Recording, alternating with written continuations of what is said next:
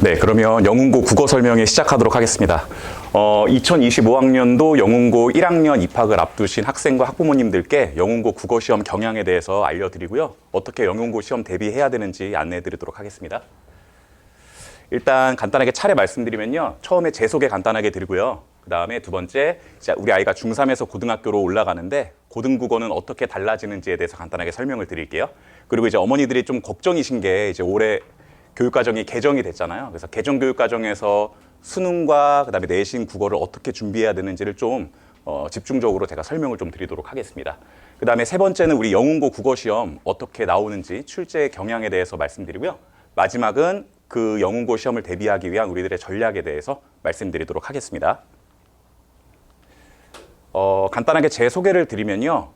저는 저희 성북 메가스터디에서 영훈고 전 학년을 담당하고 있는 강사라고 보시면 됩니다. 그리고 전에는 제가 이제 학교에서도 근무를 했어서 아이들 시험 출제도 실제로 했었고, 그다음에 이제 생기부를 작성해서 대학도 보낸 경험이 많이 있습니다.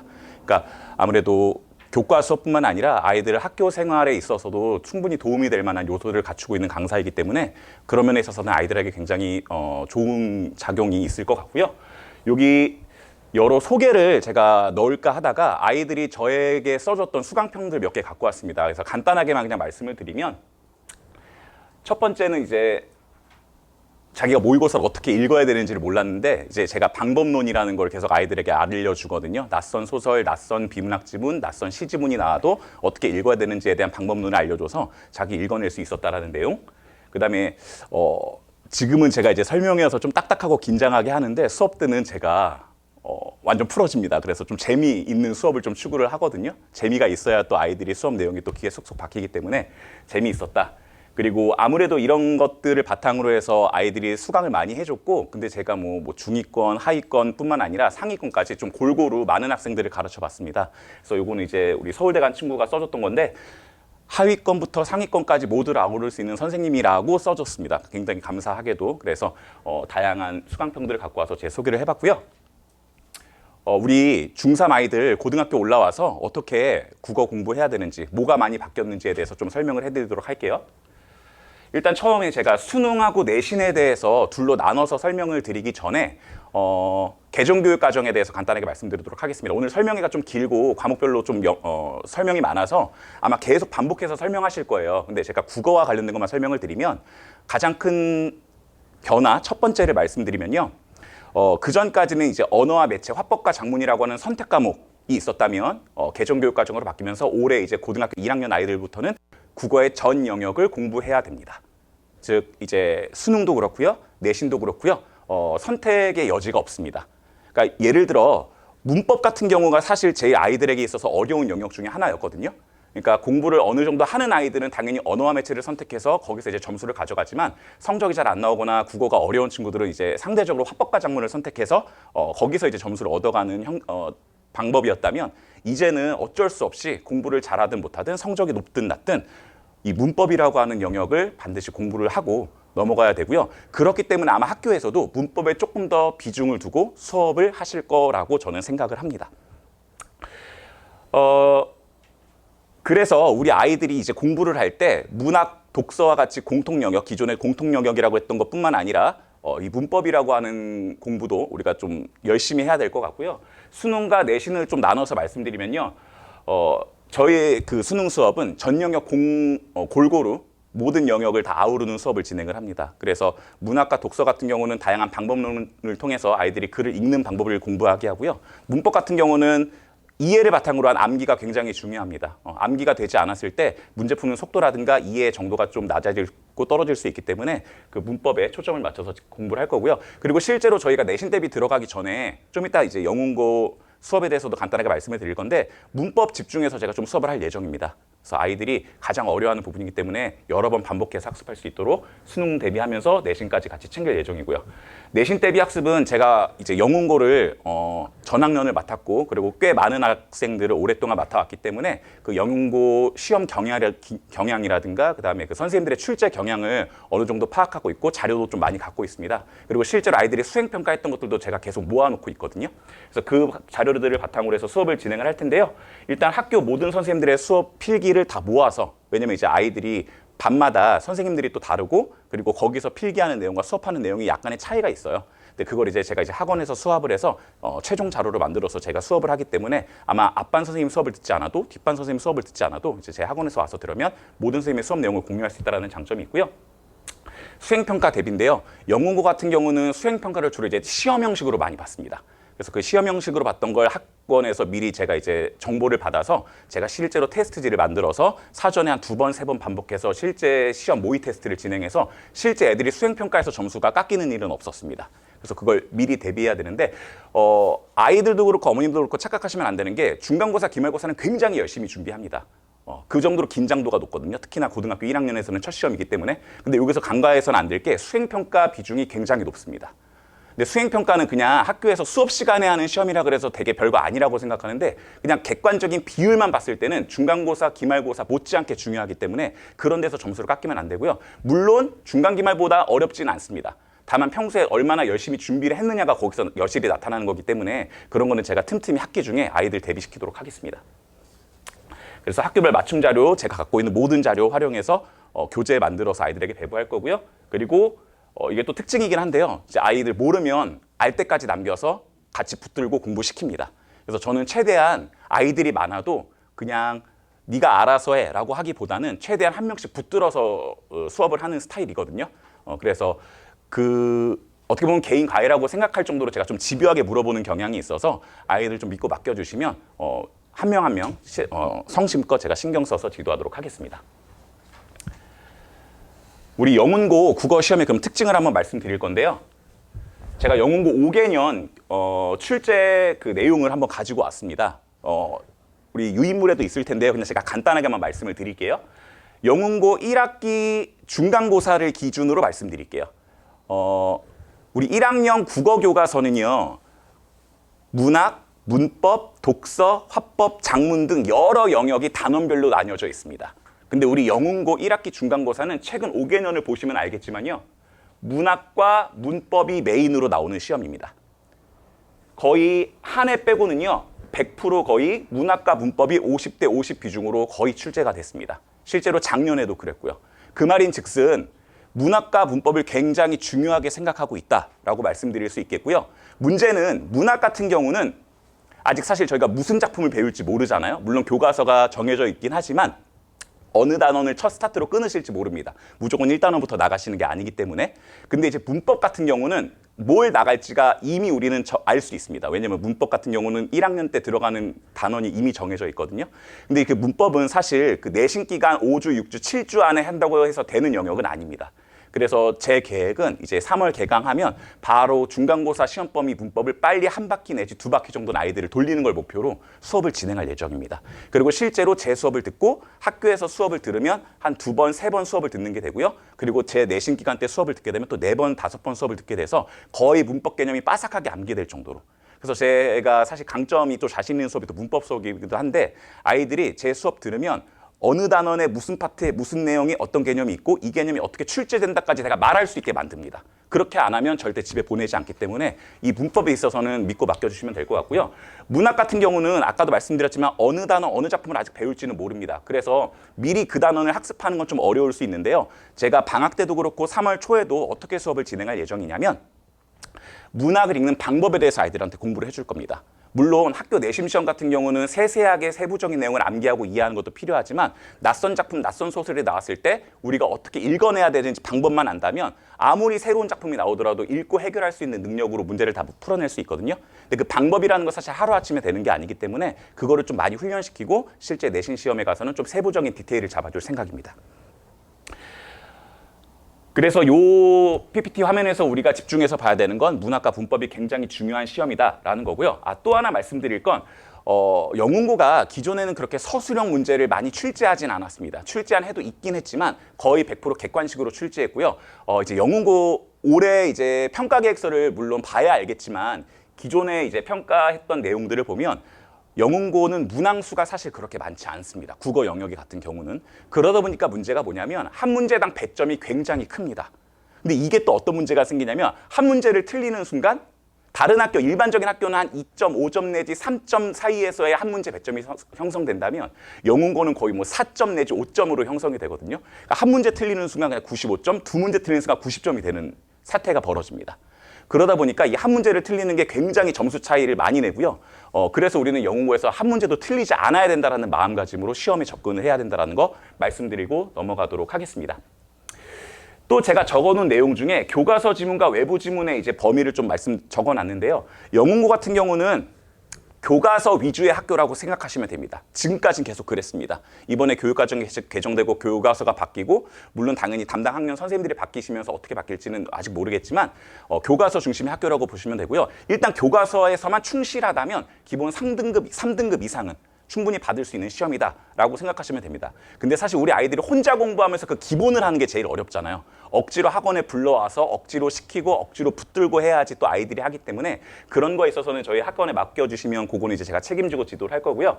그러면 그 변별을 할 수 있는 수준의 문제들은 뭐가 있느냐라고 보신다면 아까 예를 들어 서술형이 출제가 된다면 서술형에서 충분히 변별이 가능하고요.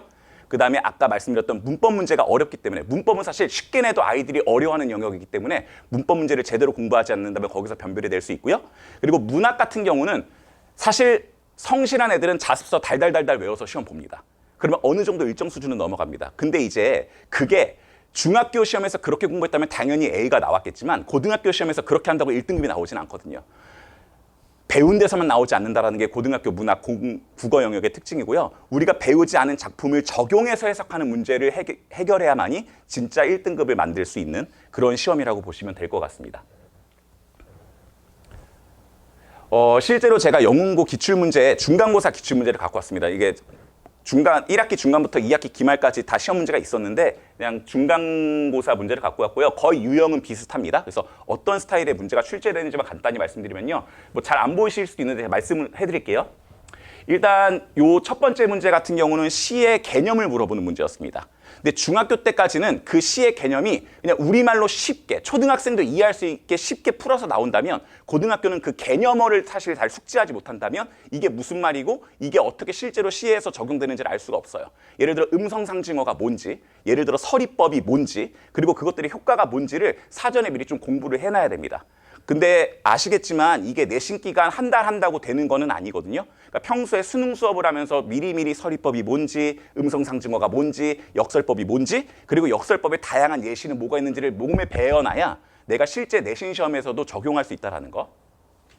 그리고 지금 여기 제가 보기 있는 문제를 갖고 왔습니다, 어머니. 이 보기 문제가 고등학교 시험의 특징이기도 한데요. 우리 중학교 시험 같은 경우는 작품 자체만 완벽하게 공부하면 거의 A를 받을 수 있는 수준의 시험이었습니다. 근데 고등학교 시험은 이 작품만 공부해서는 1등급이 나오지 않고요. 이 작품을 보기를 통해서 적용하고 해석할 수 있는 능력까지 키워야 1등급이 된다는 겁니다. 근데 이 보기는요, 당연히 아이들이 처음 보는 지문입니다. 이 처음 보는 지문을 읽고 본문과 보기와 선택지를 3번을 왔다 갔다 거리면서 이게 맞나 틀리나를 하나하나 따지는 연습을 하셔야 됩니다. 근데 공부 습관이 제대로 잡히지 않은 애들은 이걸 왔다 갔다 하는 것조차 힘들어합니다. 그게 익숙해질 수 있게 저는 계속 반복 연습시킬 겁니다. 그리고 영문고 시험 중에 하나가요. 이것도 변별 문제 중에 하나인데요. 어렵지 않은데 변별 문제예요. 어휘 문제입니다. 영문고는 매 시험마다 항상 어휘가 한 문제씩은 꼭 나옵니다. 근데 그 어휘가 제가 지금 여기 갖고 온 것처럼 사자성어 문제일 수도 있고요. 어휘가 예를 들어 뭐 비문학 문제라든가 비문학 지문이라든가 소설 지문에서 나오는 낯선 어휘의 뜻풀이 문제일 수도 있습니다. 근데 아무래도 이제 학교에서도 아마 그걸 염두에 두신 것 같은데 요즘 아이들이 이제 문해력이 많이 떨어지고 있잖아요. 그 문해력을 위해서 아이들 평소에 어휘력을 좀 늘리기 위해서 어휘 문제를 꼭 출제하시는 것 같습니다. 근데 이런 한자성어라든가 낯선 어휘 같은 경우는 아이들 스스로 공부하기엔 한계가 있습니다. 예를 들어 이런 거거든요.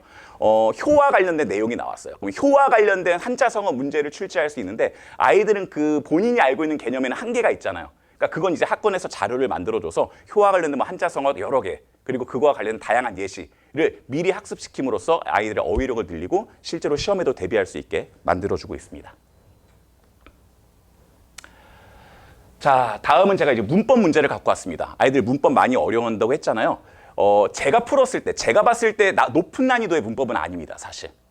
그런데 이제 아이들 수준에서는 당연히 문법 자체가 어려우니까 이 문제도 어렵겠죠. 근데 이제 영문고 시험의 문법의 특징은요, 다양한 예시에 적용하는 문제가 많이 나온다는 겁니다. 우리 교과서에는요, 비음화라고 하면 비음화의 개념, 그리고 예시 한두 개밖에 안 나와 있습니다. 학습 활동에도 많아봐야 예시 뭐 4-5개밖에 나오지 않아요. 근데 이제 우리 영문고 시험 문제를 보면 교과서에도 없는 다양한 예시. 실제로 작년 같은 경우는 노래 가사를 하나 갖고 오셔서 밤양갱 아시나요, 어머니? 노래? 그 밤양갱 노래 갖고 와서 거기서 비음화가 뭐가 쓰였냐, 유음화가 뭐가 쓰였냐라는 문제를 출제하셨어요. 그러다 보니까 아이들에게 필요한 건 제가 봤을 땐 자료입니다. 다양한 예시 자료가 필요해요. 근데 그거는 혼자서 자습서에는 한계가 있습니다. 그리고 저도 출제를 해봐서 알지만 자습서에 있는 거 안 냅니다. 평가 문제집에 있는 거 예시는 물론 유형은 똑같지만 예시는 다른 예를 찾아서 내거든요. 거기 있는 건 기본적이고 쉬운 얘기이기도 하지만 거기 있는 거 말고도 우리가 추가적으로 다양한 예시를 통해서 응용할 수 있는 능력을 길러야 되고요. 요거 제가 요 문제를 하나 갖고 왔는데 요 문제가 뭐냐면 잠시만요, 어머니. 요거 제가 고등학교 문제에서 가장 이제 아이들이 힘들어하는 외부 지문 문제입니다, 어머니. 특히 이제 문학과 관련된 외부 지문이 굉장히 많이 나오는데요. 제가 아까 말씀드렸죠. 교과서만 달달 외워서 중학교 때처럼 A가 나올 수 없는 이유가 바로 이것 때문입니다. 예를 들어 내가 효와 관련된 지문을 배웠어요. 시험 문제는 효와 관련된 다른 5개 지문이 나옵니다. 그리고 그중에 효와 관련 없는 게 나온다든가 아니면 반대로 관련 없는 4개와 관련 있는 거 하나가 나온다든가. 문제는 그게 현대어로 돼 있으면 그나마 조금 읽고 이거 효와 관련된 것 같은데 라고 해서 풀 수 있겠지만 이게 만약에 설령 이것처럼 고전으로 나온다? 일단 읽지도 못할 뿐더러 해석조차 못합니다. 근데 이거를 학교에서 대비를 해주실까요? 안 해주십니다. 혼자서 결국엔 공부하는 수밖에 없거든요.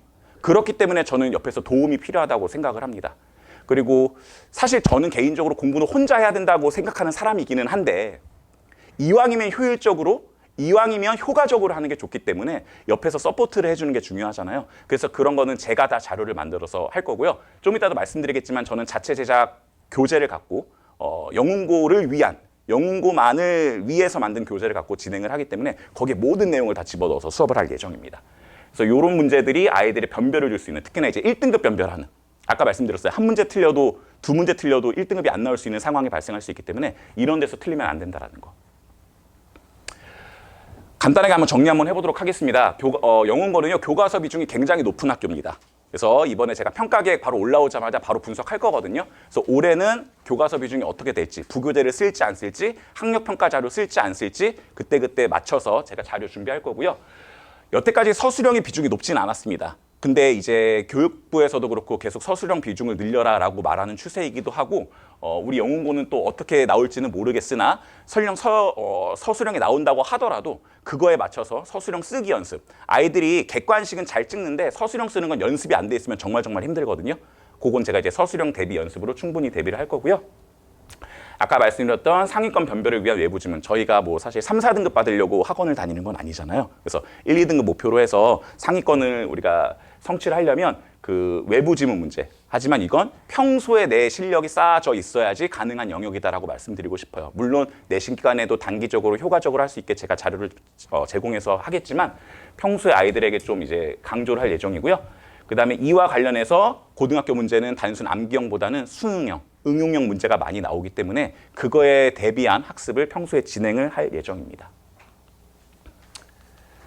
간단한 그 내신 커리큘럼을 말씀드리도록 하겠습니다. 저희 정규 수업은 한 3시간에서 3시간 반 정도로 제 강의식 수업이 진행될 거고요. 나머지 30분 정도는 아이들 간단 테스트라든가 질의응답 시간 가질 예정입니다. 그리고 추가적으로 질의응답이 필요한 학생들 같은 경우는 개인적으로 클리닉을 불러서 클리닉을 진행할 예정이고요. 아이들 복습 테스트 진행합니다. 그래서 매주 그날 배웠던 내용, 그 전주 배웠던 내용을 저는 누적해서 복습 테스트 합니다. 왜냐면 아이들 한 주 지나면 다 증발해서 오거든요. 그거 막으려고 매주 누적해서 복습하는 게 제 수업의 특징이기도 하고요. 실제로 이제 아이들 실제 영문고 시험지 형식에 맞춰서 실전 모의고사도 봅니다. 그래서 긴장감 있게 시간 재고 실제 테스트처럼 보고, 왜냐면 저도 아이들이 몇 점 나올 거라고 몇 등급 나올 거라고 예상을 해야 되잖아요.